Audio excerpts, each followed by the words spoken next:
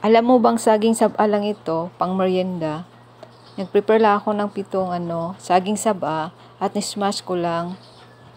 Pagkatapos kong ma-smash, naglagay ako ng 3/4 na sugar. At hinalo-halo ko lang para maghalo yung tamis ng saging at saka yung sugar. Naglagay ako ng 2 cups na glutinous rice flour. At halu-haluin mo lang hanggang mag-mix ang mga ingredients. At sa isang plato, naglagay na rin ako ng desiccated coconut. Nagamit na ako ng kutsara sa pagkuha ng mixture. Malagkit kasi siya. At nilagay ko lang sa desiccated coconut.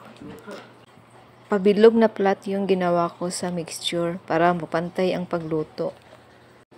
At pwede rin sesame seed yung i-coated sa mixture at naglagay lang ako ng konting mantika. At dapat medium lang yung fire na para hindi mapagod yung niluto. Pag ganito na siya, brown na siya, luto na yan. So pwede na siyang baliktarin. Kapag brown na ang magkabila, ay luto na yan siya, pwede na hanguin.